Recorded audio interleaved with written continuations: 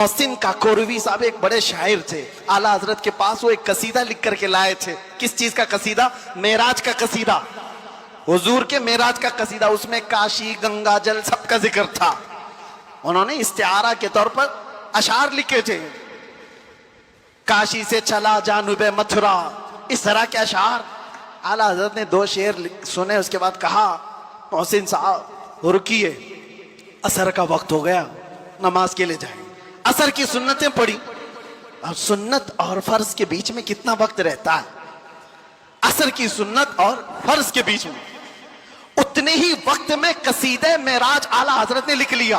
सुभान अल्लाह। और असर की फर्ज नमाज के बाद आए और कहा कहां है काकोरवी साहब, सुनिए मैंने भी लिखा है।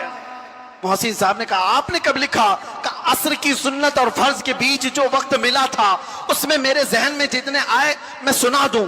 सुनाने लगे। वो सरवरे किश्वरे रिसालत जो अर्श पर जलवागर हुए थे, नए निराले तरफ के सामा अरब के मेहमान के लिए थे। जियाएं कुछ अर्श पर आई कि कंदीलें सब झिलमिलाई। हुजूर खुर्शीद क्या चमकते, चिराग मुंह अपना देखते थे। पूरे मेराज का वाकया कैसे लिखा? वही है अव्वल, वही है आखिर, वही है जाहिर, वही है बातिन। हुजूर के बारे में क्या कहते हैं?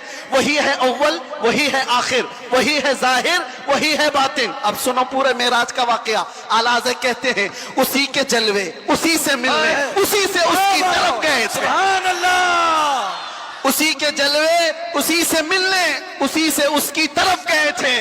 पूरे अशार सुनते रहे काकोरवी साहब, खत्म ही नहीं हो रहे हैं। आला हज़रत ने, जानते हो ये कसीदे मेराज 4 शेर, 6 शेर, 8 शेर का नहीं, पूरे 168 अशार लिख दिए थे। सुभान अल्लाह। जिसको कादिरुल कलामी इतनी हो, जिसको अल्लाह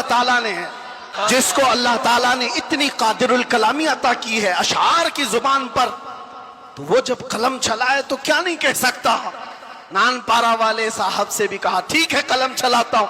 वो नवाब साहब की शान में लिखवाने आए थे।